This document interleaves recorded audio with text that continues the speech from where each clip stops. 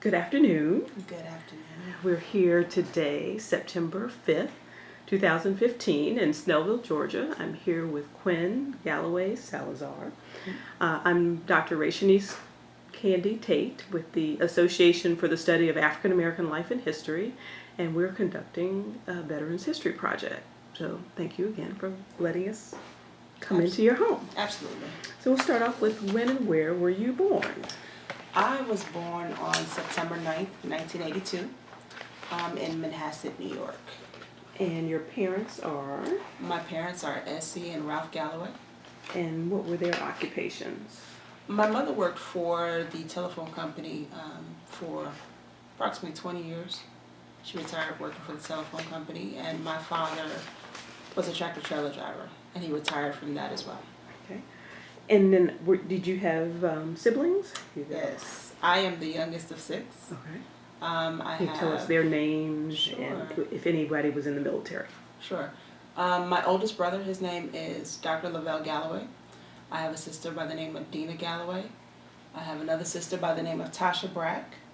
Another brother by the name of Ralph Eugene Galloway Jr. A sister, Camille Galloway Bentley. Forgot she's married. And then it's me. I'm the youngest. Okay. And no one else know? So what were you doing before you entered the military? Besides being the younger sister and pestering everybody. I was the younger sister, and I was the one who decided to make a break and go into the military. Initially, my senior year in high school, I contemplated joining the Navy. And I thought that through and thought, I can't swim, so there's no need in me joining the Navy. My freshman year at college, I attended Morris Brown College in Atlanta, Georgia, and a recruiter was on campus, and I engaged in a conversation with the recruiter, and they sold me the wonderful dream that they sell so many, and I could travel the world, and they'll pay for my college education, and I said, sign me up. Okay. And that is where you and I met. And that is where we met. And at Morris Brown on a fateful day. In 2002. With a little pink and green around. With a lot of pink and green around. Candy, you pinned me. Once I became an AKA. So as you say, the rest is history. So it's nice to hear your story of what you've done since our first encounter. Full circle. Right. So you went into the Army. Yes. And so tell us where you enlisted. Yes. I enlisted into the Army in April of 2001. I did my basic training that summer at Fort Jackson in South Carolina. Okay. I completed my basic training, and then I went back to school. So I did something called a split out, where I went to basic training for one summer, and then the following summer I completed my my training for my job specification, which is called AIT. Okay. I did that the summer of 2002. And my training for that, I became a finance specialist in the United States Army. Okay. And what did that entail? That entailed making sure soldiers' pay was where it needed to be and making sure soldiers got paid on payroll. time. You were very important. Yeah. So, it was the type of job to have that people normally liked you because they wanted to get paid. Now let's go back to basic training a little bit. So kind of tell me what that was like. Oh. You got through. I got through. I'm not sure how I got through.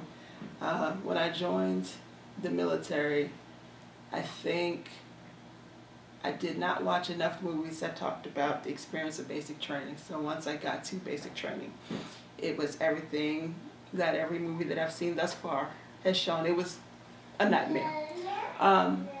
But it taught me a lot about myself. It taught me my strengths, it taught me my weaknesses, and it taught me how to overcome my weaknesses. They were tough on me. I was a smart mouth little girl from New York, and I thought I knew the world and knew everything in it, and I was quickly told I didn't know any of it. Okay. I learned a great deal of things in the military. In basic training, I learned especially how to be a team player, and how important teamwork is. So I look at that, and I'm grateful for it. And while I was there, I got to play with a lot of weapons, which a lot of people can't say they've had a chance to do. A lot of girls can't say they've had a chance to do. Cool. What about the adjustment from living in different places? So from where training was to, as you say, you were in New York versus having to come south to train. I grew up in New York. Okay. When I left for basic training, I was here in Atlanta. And so it really wasn't that big of a transition, except Columbia, South Carolina is a little bit hotter than here, but it wasn't that much of a transition. Okay. Do you recall any instructors? Oh, I recall them all. Anyone you want to name names? I had one female drill instructor. Her name was Drill Sergeant Lender.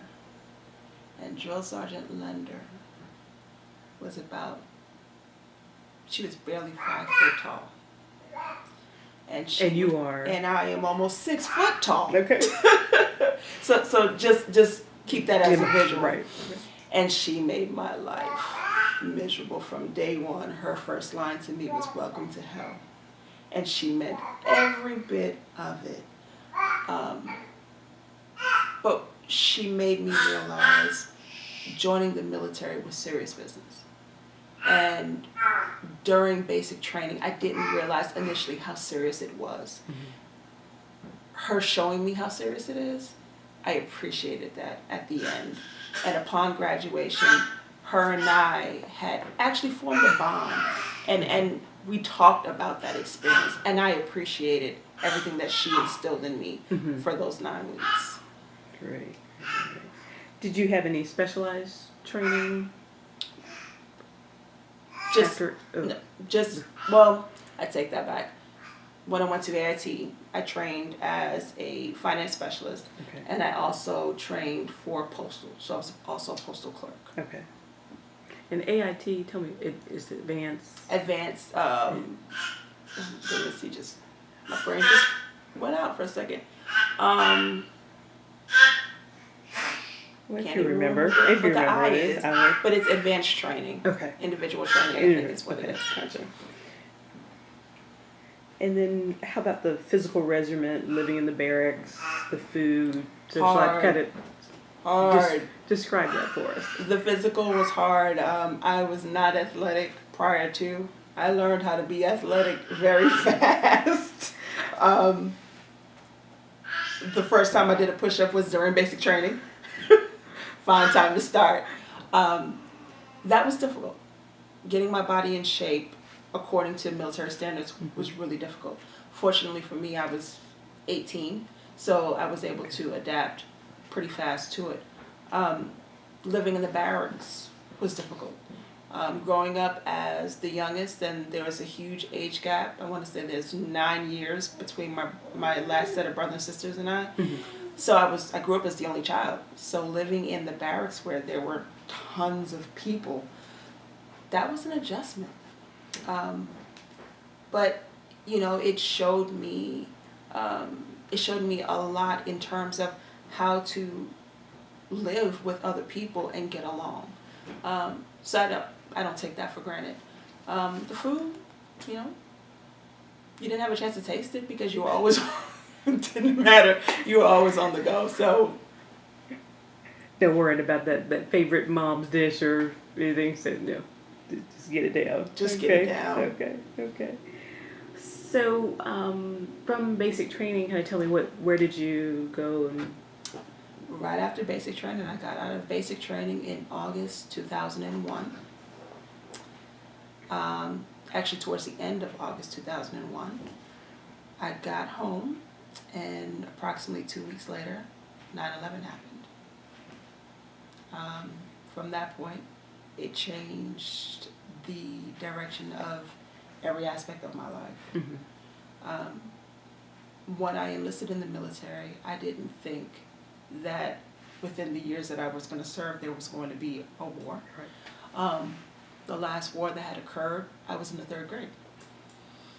So what were the chances that 9/11 would happen? Right. So you were just right going to get after? your I was going to get my college tuition money paid for it, and I was done. going to travel the world and Okay. be done. It didn't happen that way. 9/11 happened, and in 2002, the unit that I was attached to, we were placed on alert. Christmas 2002, we were called up to active duty. And our mission was to serve as support to Fort Bragg for the soldiers that were getting ready to deploy out of Fort Bragg. Mm-hmm. So January 2003, I was a junior in college. Okay. And at the same time, Morris Brown was losing their accreditation. Well, they lost their accreditation. Okay. And I was getting ready to mobilize and go on to active duty. Mm-hmm. And so what did active duty entail? Active So kind of what duty, is it? active duty entailed mobilizing soldiers to deploy, ensuring that all of their pay was taken care of prior to them deploying, which was tough.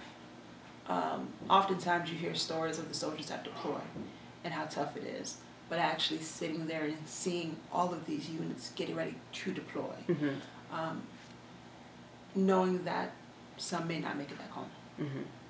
that was difficult. Right. You know, a lot of the soldiers that left through Fort Bragg, they were young. You know, they were 18 and 19 like me, and they were getting ready to serve their country, not knowing if they were coming home or not. Right. Some didn't, and we processed thousands of soldiers for those 2 years that I was on active duty. And that was my main function. Towards the end of my tour, I picked up a specialization in postal, and I took on that obligation in being the postal clerk Mm-hmm. for the units that were deploying. So I had a lot of time to sit and have one-on-ones with those soldiers who were picking up their mail, and you know, they had a package from their mom, and they talked about missing mom or Right. missing their wives, Right. and how life was going to be difficult. So I got a greater understanding for soldiers who were deploying and some of the things that they were experiencing prior to them leaving. And what was going on in their And what was going mind. on in their mind. Mm-hmm. No. And you say 1,000. Kind of, what is the magnitude? Would you say? Of? I couldn't even tell you. We processed so many soldiers, and I was there for 2 years. And they were coming in. I mean, one particular rotation, we had over 1,000 soldiers come in from Puerto Rico Mm-hmm. that were deploying, and we did this for nonstop. So there was a lot. There's a lot of soldiers coming in. So in your, again, is there a story of, like you say, if you're the postal clerk, you're hearing all kinds, is there one that sticks out in your mind? One that sticks out in my mind, there was a young soldier that was coming to pick up mail from his wife, and coincidentally his wife was having a baby. And he talked about how difficult it was leaving, knowing his wife was having a baby, and the fact that his wife was going to have a baby and he was going to be overseas. Mm. And that touched me, because at that very moment, I was 20.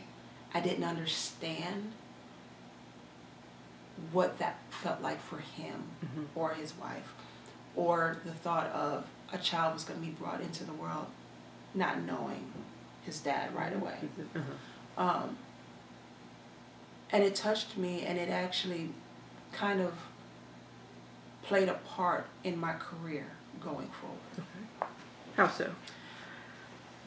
Once I got off of active duty, I made the decision that I wanted to start working with military families.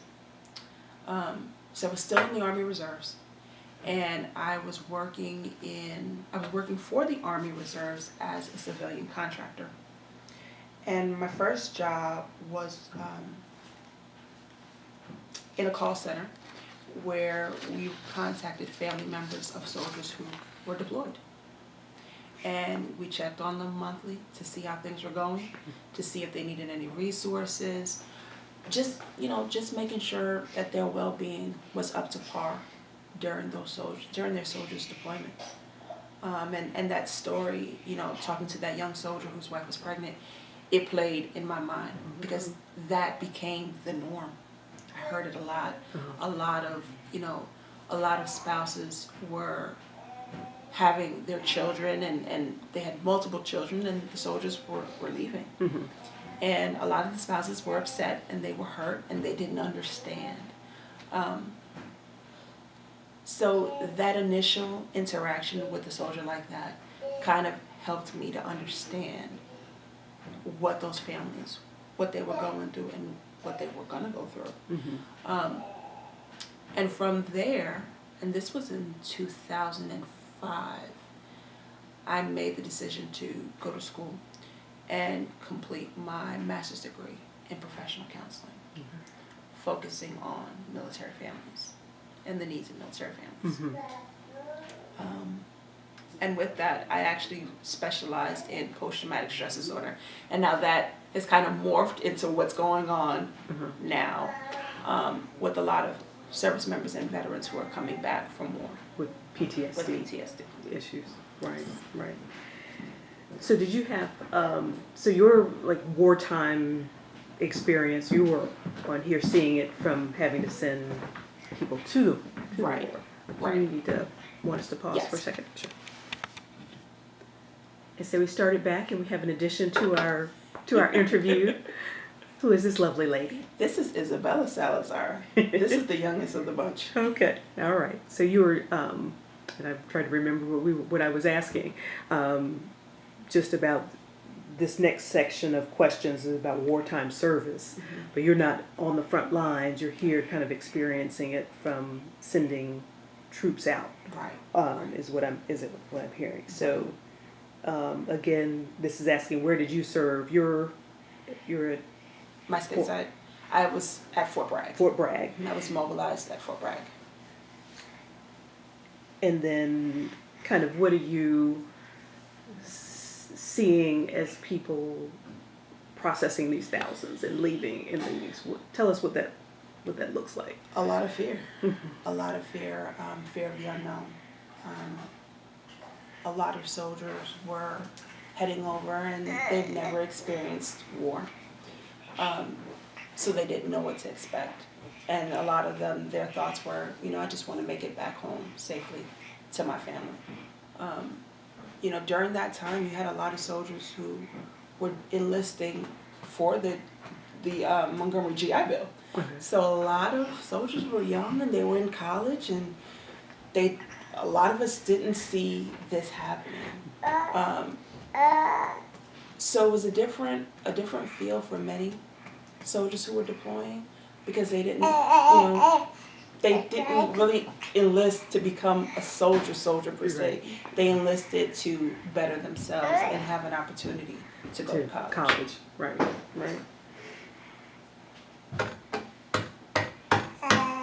Did you witness any casualties? So people are going out, but you're not seeing injured soldiers coming back. No. This is just sending. It's just sending, and then when they were completed with their time, because a lot of times they were only there a year, and because my tour was for 2 years, we brought them back and processed them back out. I'm glad that, in hindsight, I did not deploy. There's parts of me that feel like if I deployed, I'd have the full experience of being a soldier. But I'm happy that I did not deploy. Because in the line of work that I do now, I'm able to talk to soldiers and not have triggers because I didn't deploy. Right. And that helps. But a lot of those soldiers who were coming back, and I remember some that we sent off, they came back and they were different. Their experiences made them different. And I remember a lot of soldiers who came in and did a year in Iraq. In Afghanistan. And they came back and they were somebody completely different than when they left initially. And that's tough. That's tough, especially the ones that were the same age as me. You know, they seen war and atrocity, and their quality of life changed greatly because of it.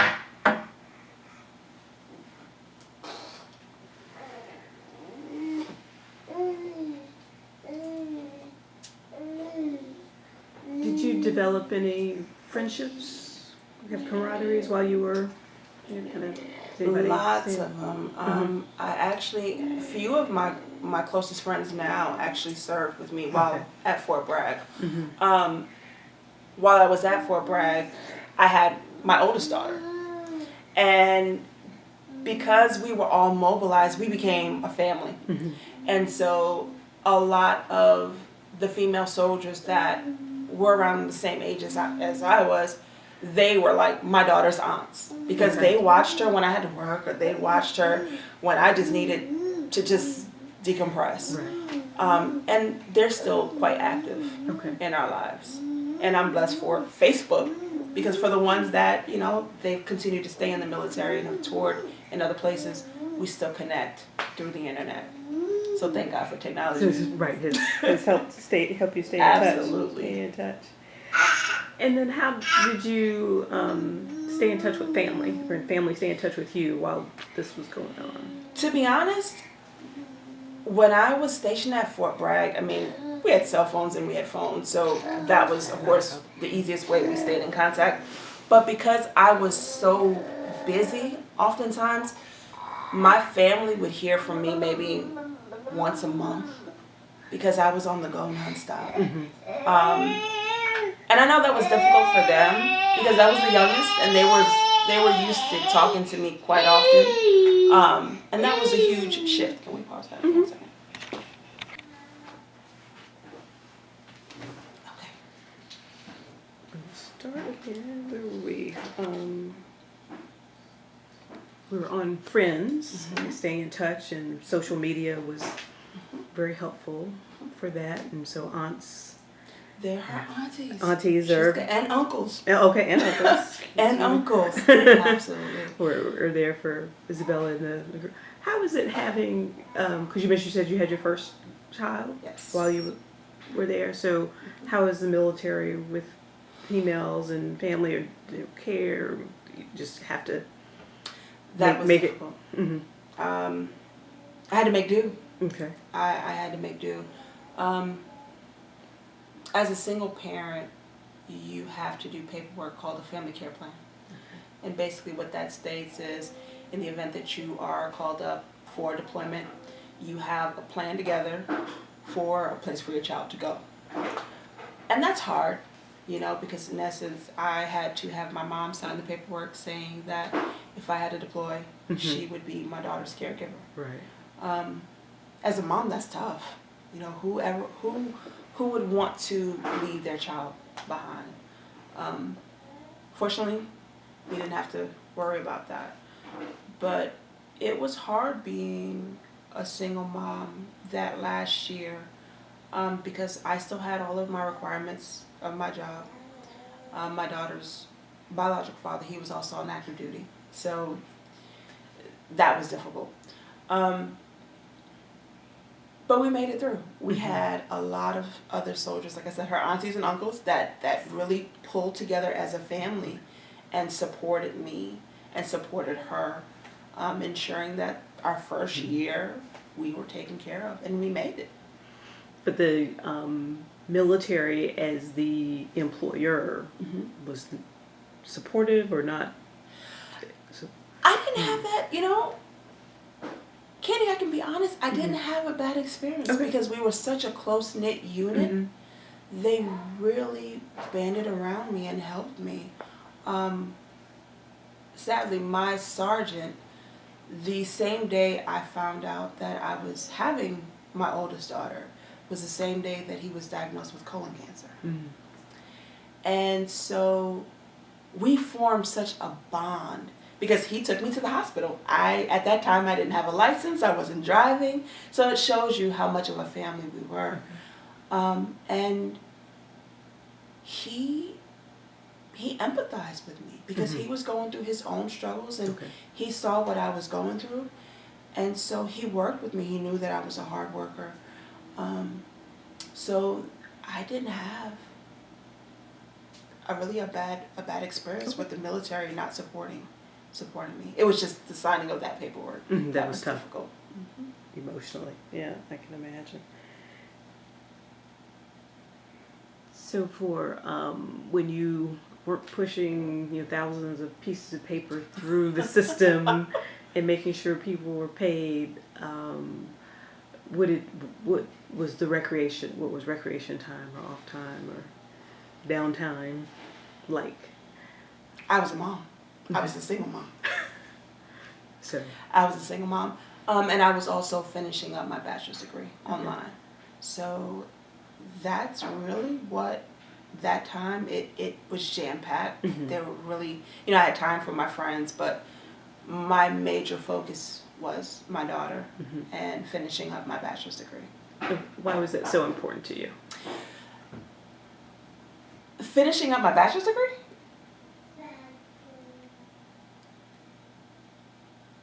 I had a lot of people tell me that because I made the decision to have a baby out of wedlock while I was still trying to obtain a degree, that I was not going to make it. So I was there to prove them wrong. In short, I was there to prove them wrong. When I mobilized, I was a junior in college. I was almost done. And I got pregnant. I was 20. I had my daughter at 21. And a few months within that time, I decided I'm going to finish this degree. And you won't label me. And I'm not a quitter, and I didn't fail. And now that I have a child, I'm going to ensure that I keep on going so that I can instill something in her. Wonderful. And I know you mentioned in basic training there were some, you found some of your strengths and you found some of your weaknesses. This certainly sounds like a strength. I'm not a quitter. Okay. In basic training there were many days that I wanted to quit. And I realized that I'm not a quitter.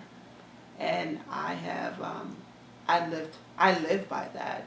Quitting and failing, it's just not an option. Okay. Cool. So move us forward. So you got your degree. I got my degree in criminal justice. And I guess to go back a little bit, Sure. When I made the decision to go to college, I wanted to become an FBI agent. And that was the other reason why I joined the military, is because I had heard, if you join the military, it'll give you a few points in going into the FBI. And that was the reason why I was a criminal justice major. I am not an FBI agent. I did realize... For the record, I'm not an FBI agent. I realized after coming home and attempting to pursue a career in police work that was not for me either. But I learned a great skill set having my degree in criminal justice. And then I decided to get my master's, and I got my master's in professional counseling. And at the time that I got my master's, it was around the same time that Walter Reed, the whole scandal with Walter Reed happened, with Walter Reed not taking care of soldiers and the conditions, the deplorable conditions at Walter Reed. And I got detailed to a call cell, and in that call cell, we received calls from service members that were injured and wounded, and we helped them take care of their issues. And that's when post-traumatic stress disorder really became high on my radar. Shortly after that, I accepted a position through the Department of Behavioral Health and Developmental Disabilities with the state to lead a initiative working with veterans that were in the criminal justice system, that were interfacing with the criminal justice system. So in short, it was a jail diversion program for veterans. And so my criminal justice background, it kicked right on in. And that was a great experience because I was able to really challenge myself career-wise, and I became a huge champion and an advocate for veterans who had post-traumatic stress disorder. I worked a lot in the courts. I worked a lot with the police departments, and it was awesome because what we were doing in essence was, instead of sending veterans to jail, we were getting them into treatment for their issues.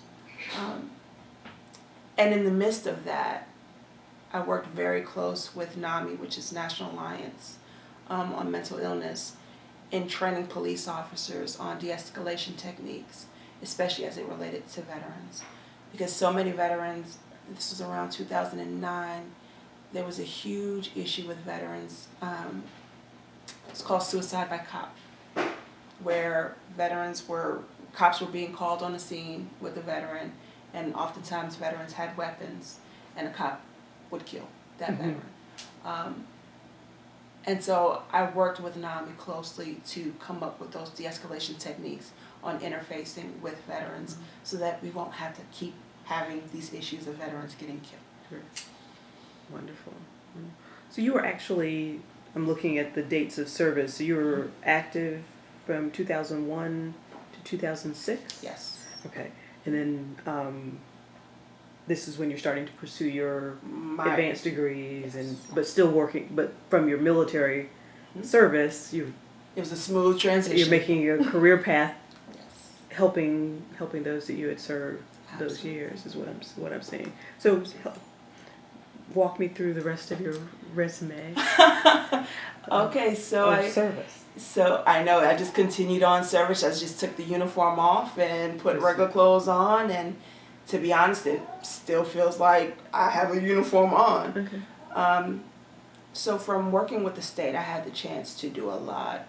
I got a chance to work on policy. I worked with the governor on a few things. And the governor at the time was? Deal. Okay. Oh, still. So I had a chance to do many great things in the world of advocacy to talk about a lot of the issues that were impacting Georgia military families and their needs, and just raising awareness on what was really going on. So often when service members come home, we welcome them home and we're excited, and you have the parades and you have the pomp and circumstance. And when all that goes away, then what? And so that was my push, was to explain the then what. So from leaving,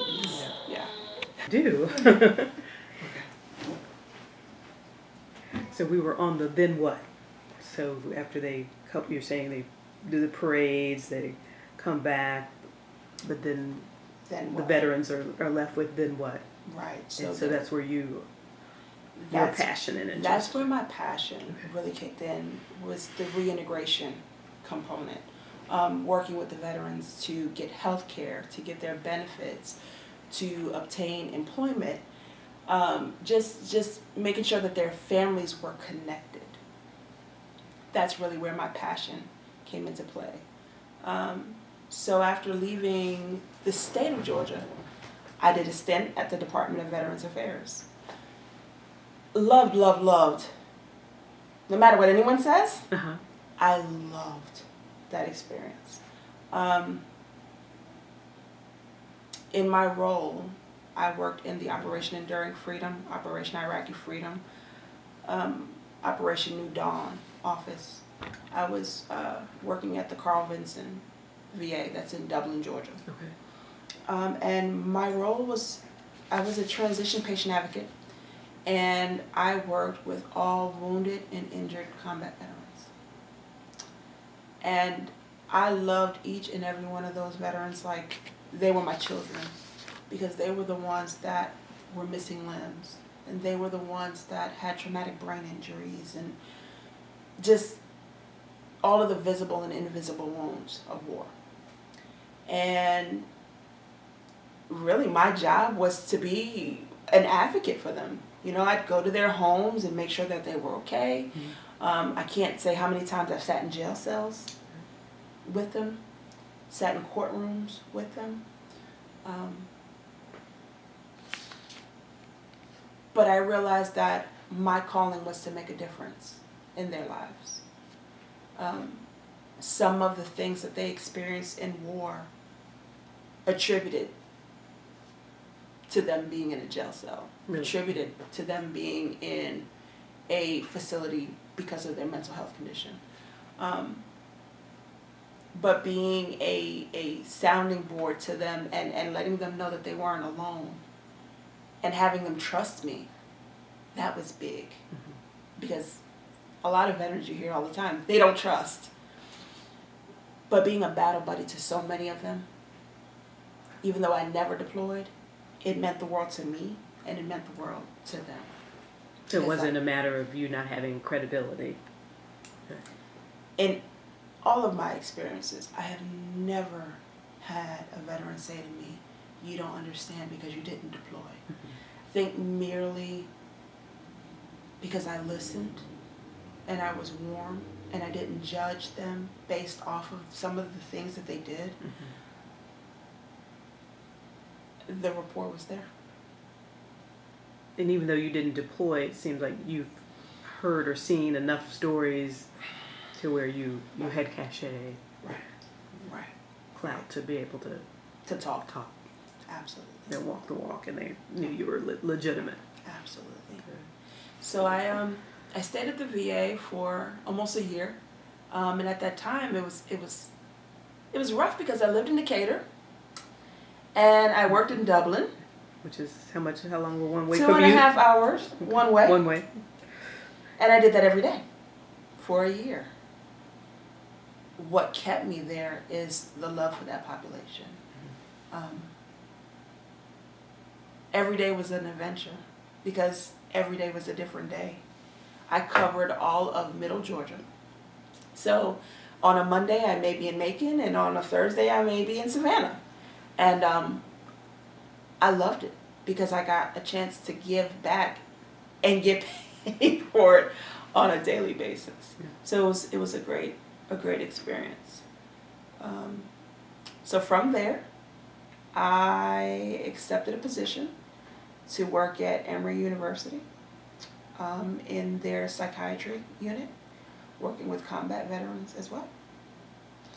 I think one of the biggest take-homes I can take from that is being there. We partnered with Purdue University, the Georgia Army National Guard, the Center for Deployment Psychology. And we came together and piloted a program that was spearheaded at Purdue University called the STAR Behavioral Health Providers Training Program. And long story short, that training is for folks in the community, primarily behavioral health providers, to work with military, to work with service members, veterans, and their families on a lot of the issues that they're coming home to. And it has been a huge success. We've trained, I know the last I've heard, it's been over 600 folks in, what are we on, year 2? 2 years so far? Was that through a grant or something? It's through a grant. Uh-huh. It's through a grant. The program at Emory University is funded through MLB, so Major League Baseball. It's affiliated with the Atlanta Braves, and through that grant, they help pay for the continuation of this training for community providers. Mm-hmm. Is it? And I had a highlighted Braveheart initiative. Yes, it's called Braveheart. Yes. Okay. Mm-hmm. And they're morphing now. They're actually, I want to say they've got like a big wounded warrior. $1 million, Yeah. millions of dollars. Yeah, grant that they've got going on now. I've been trying to talk with them about the interviews that I'm doing and how we might partner. And it's great. Dr. Rothbaum and her team, they have done wonders in the field of post-traumatic stress disorder, and helping our combat veterans get relief from it. Mm-hmm. And I actually have heard and seen a lot of issues of homelessness. I hadn't heard of the police, having issues with the Police. police, and the legal system Yes. is another Yes. kind of a big. It's on the rise. Is it? Okay. It's on the rise. So much so that they've actually, in the courts, there's a veterans diversion court docket where they're seeing veterans in those court systems alone just to get them the treatment that they need. It's based off of the same model as the mental health courts and the drug courts. It's just specifically for veterans. And then what are you doing now? What am I doing now? It's come full circle again. I work for the Georgia Army National Guard. And in my role for the Georgia Army National Guard, I run their behavioral health case management program. I have a team of case managers that are spread out through the state of Georgia, and we handle all issues that relate to behavioral health issues stemming from deployments and stemming from life issues that soldiers are having. It's a huge task. It's a huge task because I get a chance to see things on the military side again, but not in the uniform. Prior to this, I had the chance, to work with veterans, but the day-to-day of working with soldiers and seeing the numbers of suicides and suicide attempts and suicidal ideations and seeing how they're rising, I get a chance to make a difference again with soldiers that are still in. So that before they get out, hopefully we're getting them to make better decisions so that they don't end up another statistic in committing suicide. I love that. I love that.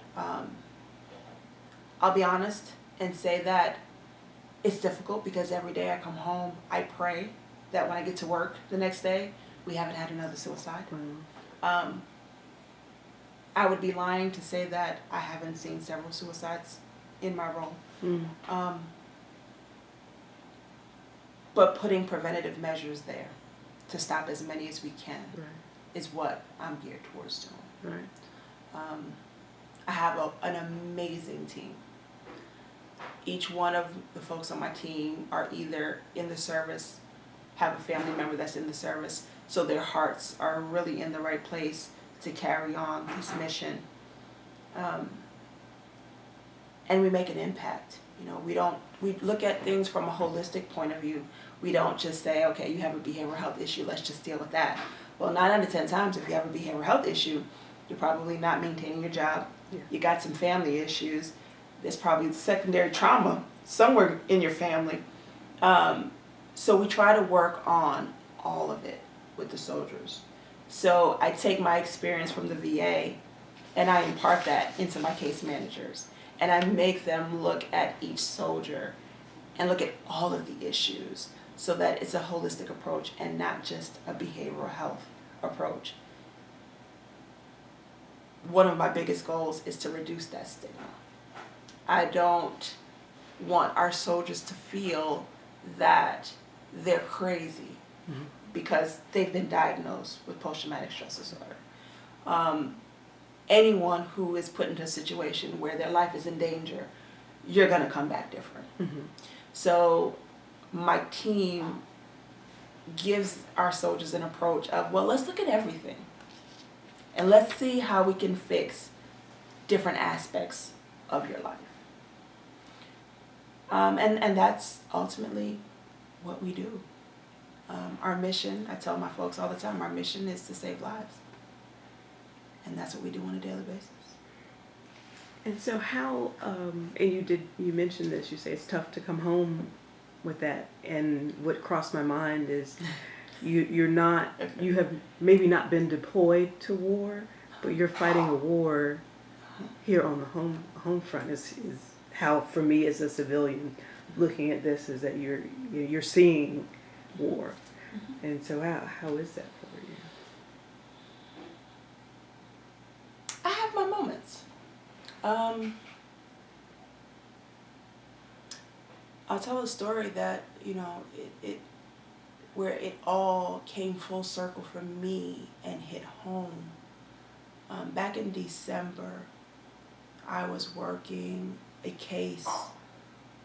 There's a program in the Army called Survivor Outreach Services, and those coordinators, they work closely with the family members of soldiers who died. And I got called by one of the coordinators, and she said, Qwynn, can you come out with me? I need to do a well-being check. I don't think this veteran is okay. And so I said, sure. And so on the way to the veteran's house, we were engaged in a conversation with the veteran's mom, and she was just telling us some of the things that were going on. So while that conversation was going, I was calling the police to get a police officer to make sure that someone was going to be there when we got there, because we really didn't know what we were getting ready to walk into. And of course I asked for a CIT trained officer because I didn't know what her mental capacity was going to be like. Upon arrival to the home, it was almost like the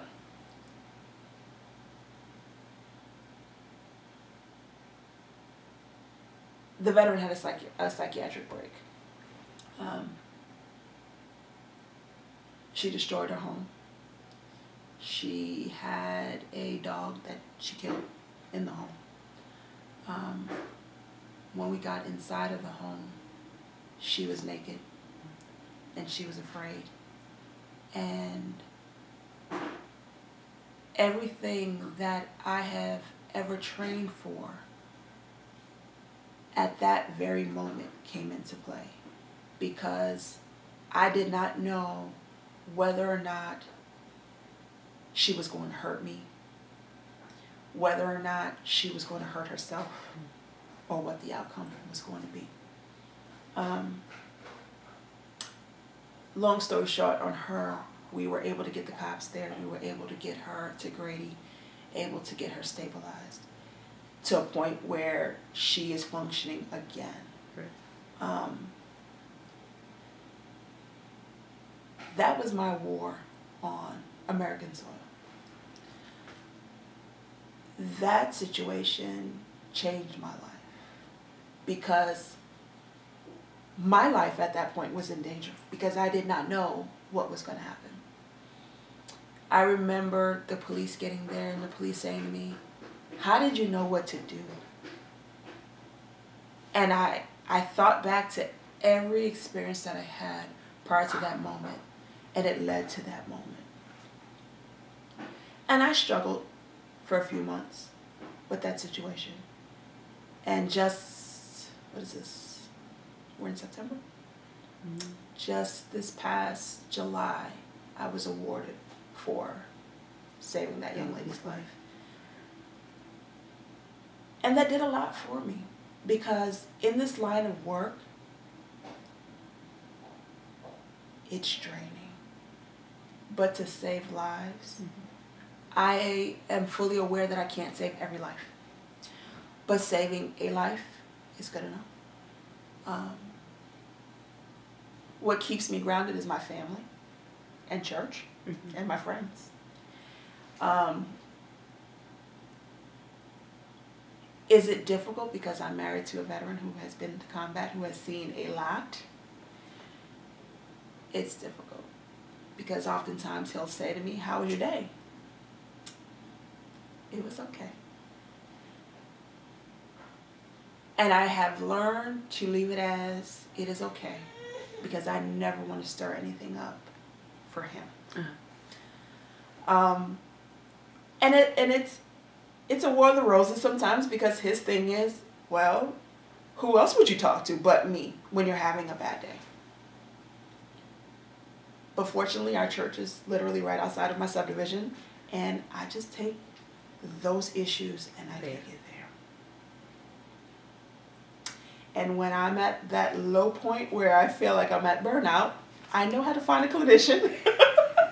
I am surrounded by them. Yeah. I'm not afraid to say, hey, But you can't laugh at, because that's a serious, yes, maybe what do you call it, a side effect of that job, is you bring everybody else's issues home. Yeah. And so when I walk in my door at home every evening, I leave my work behind. I have to. Because I have 3 daughters who are expecting me to play. And they're 1, 5, and 11, so their needs are all different. So one wants to talk about boys, one wants to talk about kindergarten, and the baby wants me to Everything. do everything. And so I have to turn that stuff off, and be mom. Be mom. And then when my husband gets home, I gotta be a wife. And then the next day, it starts all over. I am blessed that I have been instilled with the fortitude to be able to handle all of it. Because it's not for the faint of heart. And oftentimes when people ask me what I do, and I tell them what I do, they're baffled. And they don't know. You get a face. Right. You do what? But I love what I do. I don't know if I could work with any other population, Candy. I think I was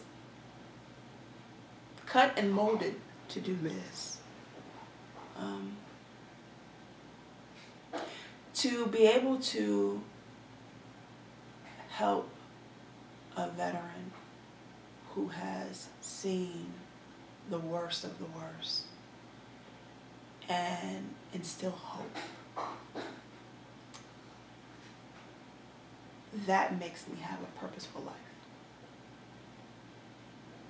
When I think back to the Private Galloway that enlisted in the military at 18, and I think of who I am today, I would have never in a million years thought that I would be saving lives on American soil versus when I was in the military.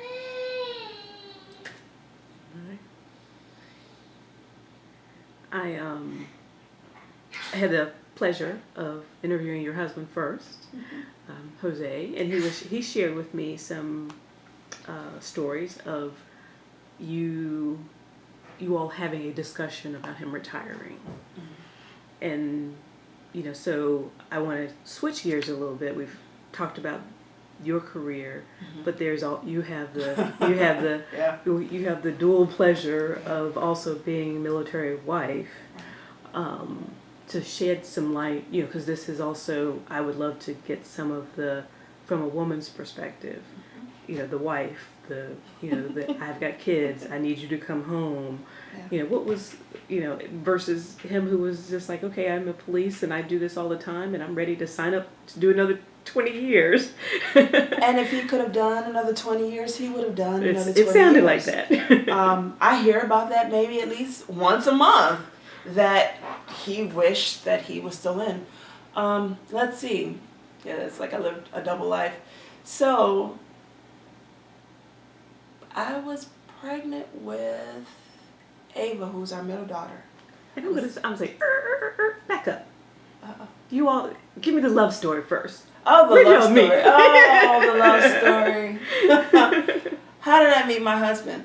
I was actually working as a civilian contractor in the same building with him, in the same unit that he was at. I was just coming out of a relationship, and him and I were really good friends. And really, it started out as really good friends, and I want to say the first date, but I don't even know if I can call it a first date, because we were really good friends with Six Flags.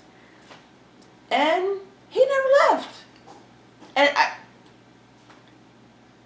he's my best friend. I know I drive him crazy and he drives me crazy. But at the core, we have a friendship. And I think when we got together, I understood him and he understood me. And when I was pregnant with our middle daughter, he got his orders to move to New York. And I knew, of course, being in the military, that the likelihood of him having to leave at some point was great. And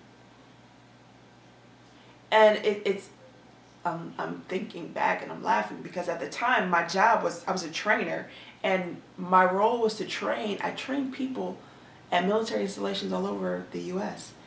And I trained them on how to cope when their soldiers were deploying and when they were leaving.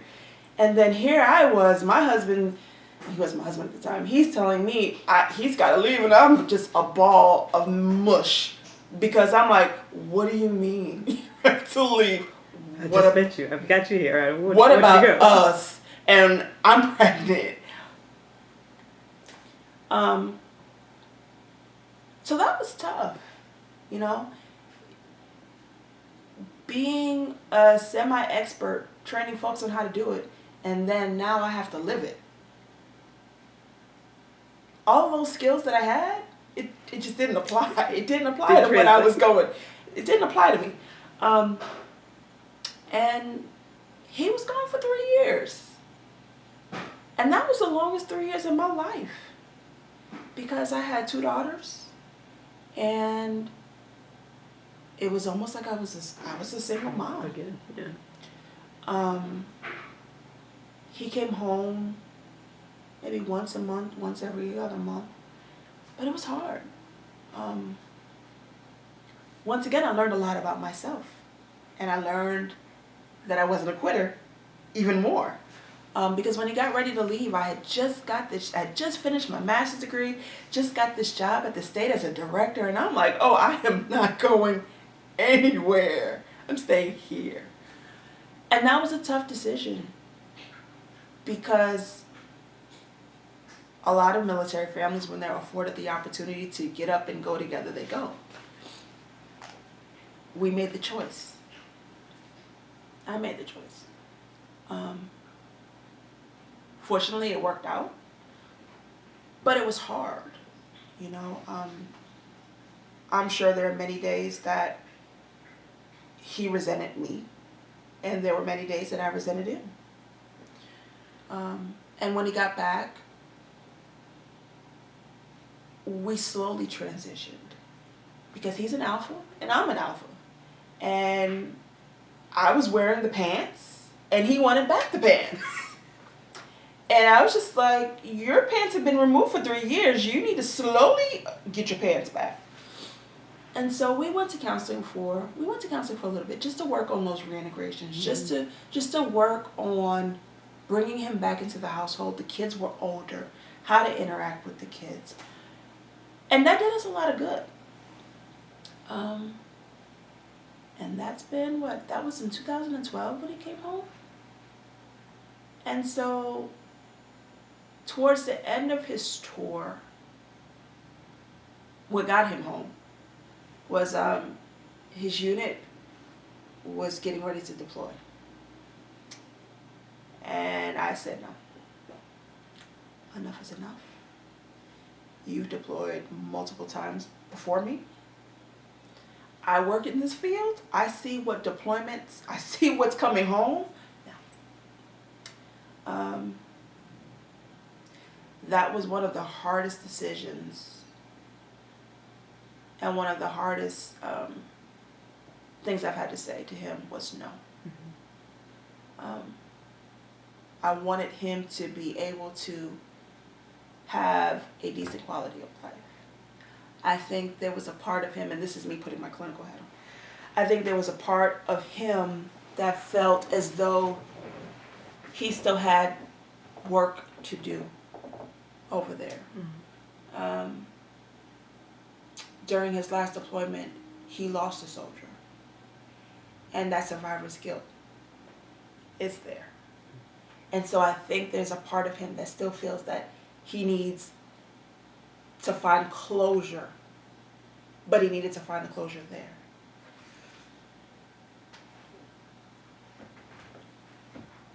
Is that hard to see him go through that, knowing that in essence we closed that chapter? Some days. But when I think about research and I think about post-traumatic stress disorder and I think about all of these other injuries I'm seeing service members come home with, I didn't want it.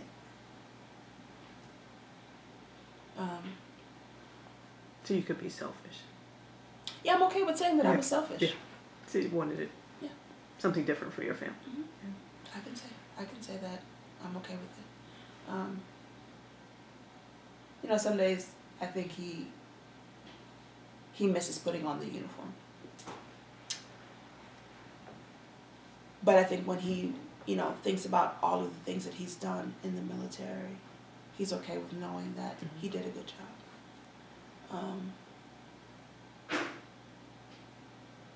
28 years, I think he's done. I think 27, 28 years. It's a long time to give your life to serve. So is it easy? Has it been easy being a military spouse?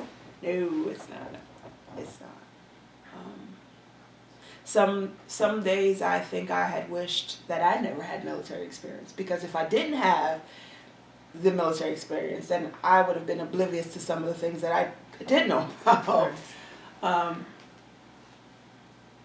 But we prayed a lot, and I think prayer and having family. Our family was a huge. My mom and my dad, they live here, and they helped us out tremendously. We could not have done those 3 years without them. At all. Because so having extended family is having family, having that support, having friends, having a community of folks who understood what I was going through. Because the house that I was in before in Decatur, no one knew. I mean, we were in a military community, so no one knew that he was gone because of the military. So I didn't have that support. But I did have the support of my friends that I made while I was in the military. They understood what I was going through. A lot of my friends who weren't in the military, they didn't understand what I was going through. And my family really didn't understand. They were there, but they didn't fully understand what it was like. But we made it through. I've seen a lot of families who don't make it through. They don't have the resources that we were afforded to make it through. And so we're blessed and we're fortunate. I'm going to get you to put on a different lens and to think about some of the things that have happened from a gender perspective and a racial perspective. Kind of help us understand, because this is, again, we're looking at Asala is most interested in African American veterans and what is that experience for us. And also I'm here wondering what is the experience for women. So kind of maybe even going back to enlisting and boot camp, kind of were there times when being a woman or African American was hard? And want me to? Yeah. This is the longest I've sat in here. So it's very comfortable. Thank you. So I was asking to think back from boot camp to present day of kind of how your military service and experience has been from a lens of gender and race. So kind of, race, I can't. I think because of the time frame that I joined the military, it's so diverse now. Race has never really been an issue for me. So seeing promotions and that sort of thing, or people in leadership, I've seen never, representation. Right. I've never had, my personal experience, I've never had any issues with that. Gender has been difficult. My first unit that I was attached to was 18, 19. And I will never forget, the sergeant that I had made the comment to me that if I didn't engage in a relationship with him, I wasn't going to get promoted. And I was a fierce, feisty someone at that time. And for me, it was, oh, you're not going to talk to me like that, and that's not going to happen, and watch what I'm getting ready to do. And I reported it.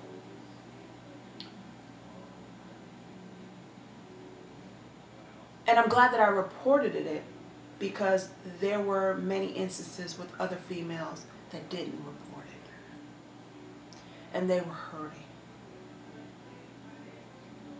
And now that I'm older and I'm hearing about how prevalent military sexual trauma, how prevalent it is, and I think back to my own instance where I felt like if I didn't do this, he was going to crush my career. But there was something greater in me that said, oh, that's just not going to happen. I look at so many women who have been impacted, and not just women, men, by sexual trauma and sexual harassment and rape in the military. And it's rampant.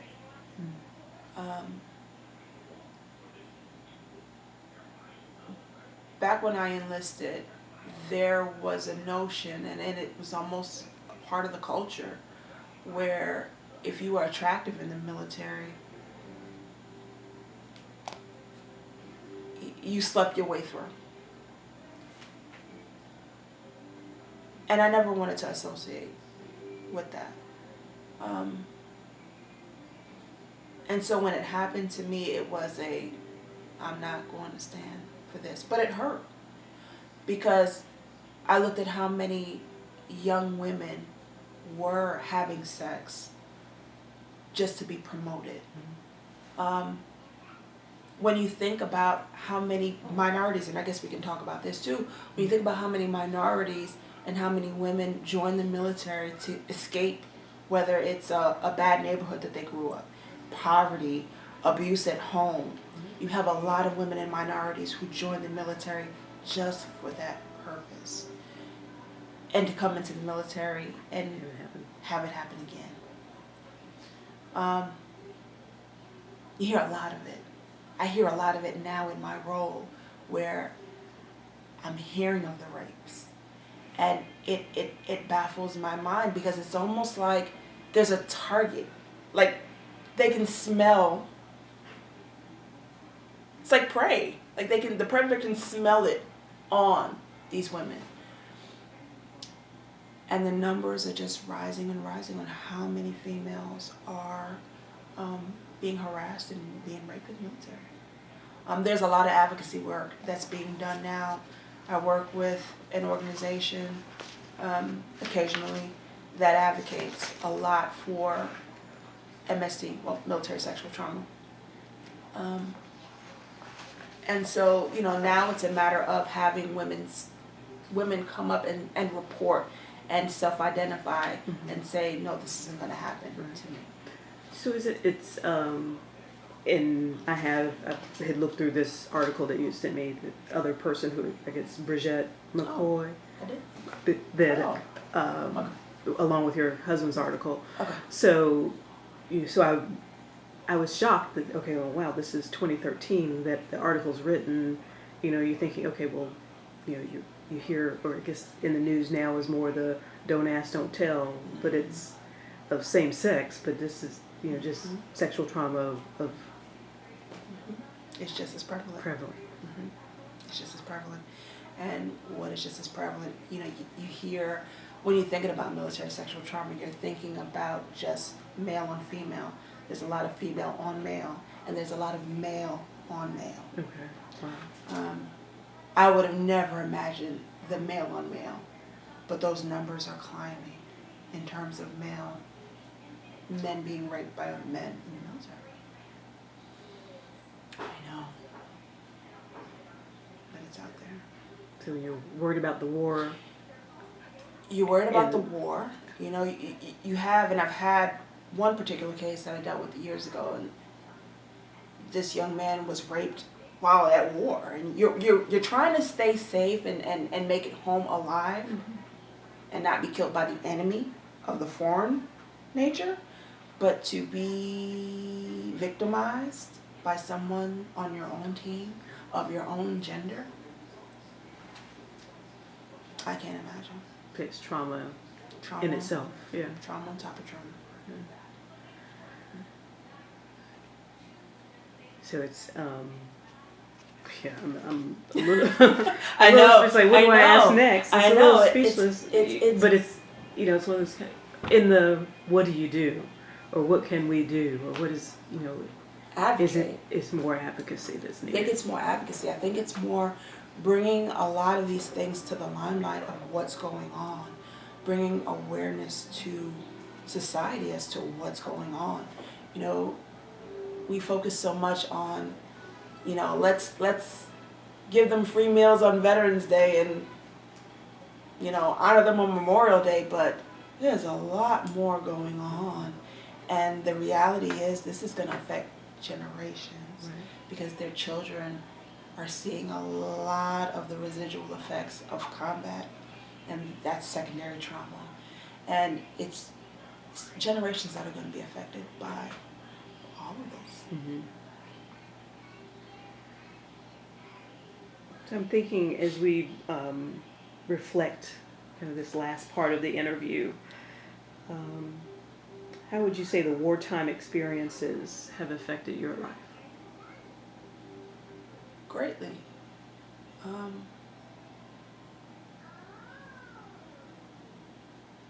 Whenever I think back to enlisting and it all surrounding 9/11, it sculpted my path and my journey. You know, you think about the butterfly effect and you say, okay, well, what if I didn't do that? Where would I be? What would I do? I don't know. When I think about my adulthood, all I know is war. My children, all they know is war. So the war has had a huge impact on my life, who I am, and what I will continue to be. You know, my children, my oldest daughter, she's in middle school, and I tell her, you know, I want her to join the ROTC program. And she's like, I don't want to do the military like you and Dad. And, you know, it's so ingrained in us, and it's like, what do you mean you don't want to do the military? But she doesn't want to do it because all she knows is war. Mm-hmm. She doesn't realize that there's a culture of teamwork, and it's more than just the war. It's discipline and learning leadership and serving your country. And unfortunately, because we've been at war for so long, our kids just see the military uniform and associate it with just war. That's so bad. Seems bad. What are some of the life lessons that you've learned from your military service? Don't quit. Don't quit. Don't quit. And, you know, we have a warrior's ethos. And I stand true to, I would never leave a fallen comrade. And I will not quit as a part of that ethos as well. But I still look at veterans as my comrades. And to ensure that I never leave one behind means I'm living up to what the military expected out of me. So then how would you, how has the military service impacted your feelings about war and military in general?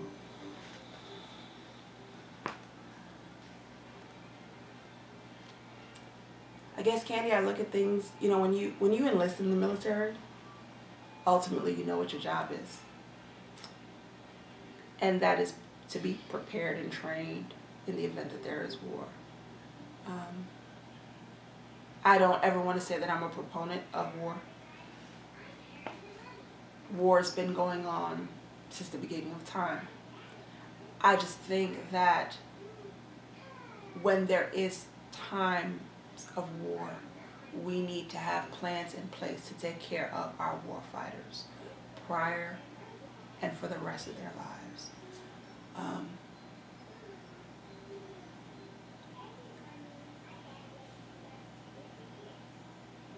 We have failed a lot of our veterans. We have failed Vietnam veterans. We failed Gulf War veterans, and we're failing Iraqi and Afghanistan veterans because we didn't have a proper plan in place to ensure that their quality of life once they got back on U.S. soil would be one that would be okay for them and their family. I see Vietnam veterans that are still struggling with PTSD as if they just came home from Vietnam yesterday. Yeah. And I wasn't even born when Vietnam happened. And to interact with them and to see and hear their stories as if it just happened, we failed them. So my hope is that there's a shift in the way we do things in taking care of our veterans so that people would want to get back into the military. People don't want to join the military because people see that there's been this cycle that we haven't really taken care of them. And that people like myself and people like you, because really what you're doing is therapeutic for many. Telling stories is powerful in its own. If there were more people that would just sit and listen to a veteran's story, that could save their lives. You don't have to wave a flag. Just listen. More listening, more empathy, and more love would save so many lives. 22 veterans a day are committing suicide.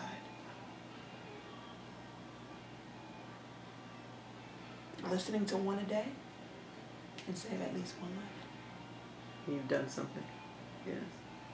Wow. I saw that tear. You teared up. I saw that. I did. I saw, and that's passion. That's passion for the population. That's passion. Thank you. I have it, so we really want to make it happen. As you look at what message you'd like to leave for future generations that might view this interview. She would do that now, right? It's so appropriate to have her back for this last question. And I ask, what message would you like to leave for future generations that will view or hear this interview? Be a beacon of hope. The military will be around long after I'm gone. But if you're hope for one person who has put on that uniform, you've served. And so we didn't say is you are also working on your doctorate. So I am, oh my goodness, I am working on my PhD.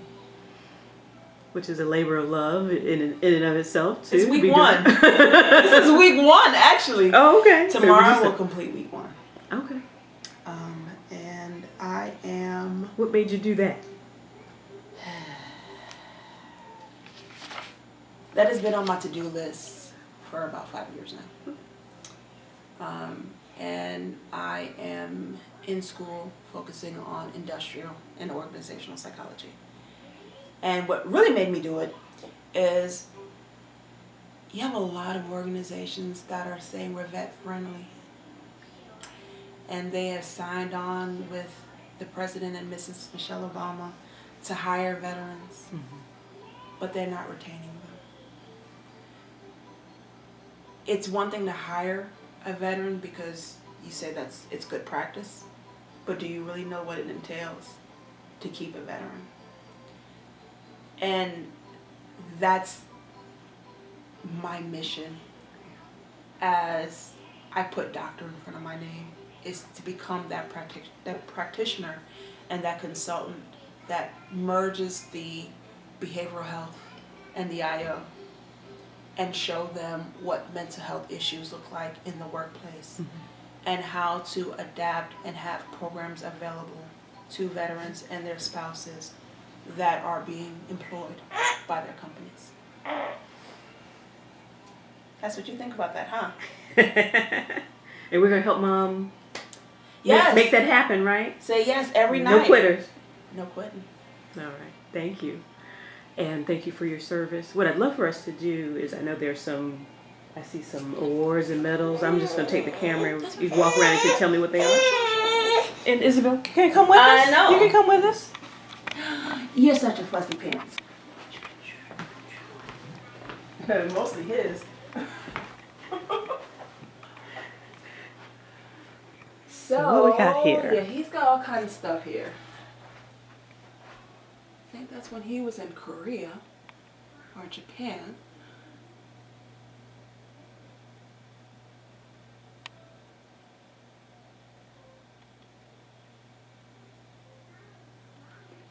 Okay. And then a this certificate of middle- appreciation. Yeah. This middle one. It was is, funny. I was like, what is theater? That's the unit we met, actually. That's where I met him at.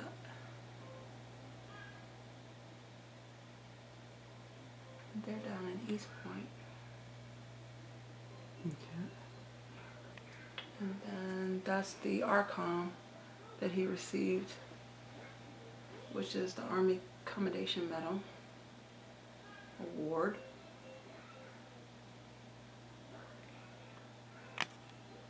And what does that mean? It's just an award that talks about the outstanding service that he provided while he was stationed at that unit for, what was it, from 2007 to 2009.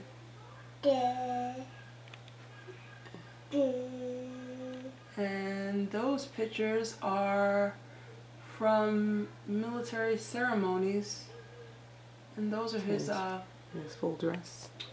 Yep, his dress blue uniforms. And those are that's the old military uniform. It's the dress greens, the green uniform. Class A's. Got it. Let's see. And then over here, let's see.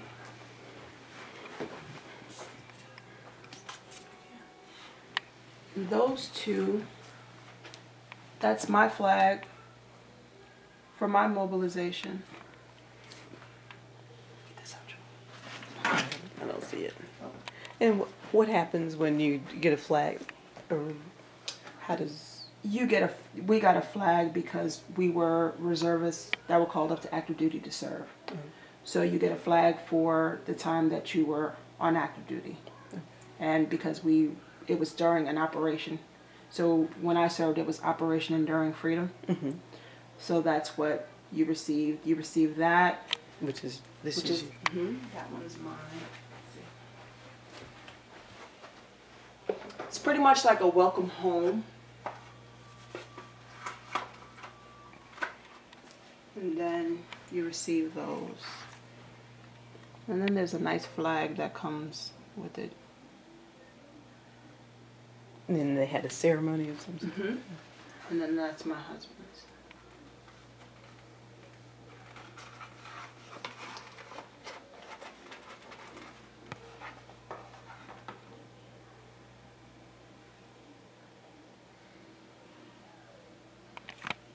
Okay. And then there's my award that I just got. And that one was for... That one was for the work that I've done with the Georgia Army National Guard. In the life that you saved. That day. Okay. Got Candy, you have got to get a shot of that. I will. I'm going to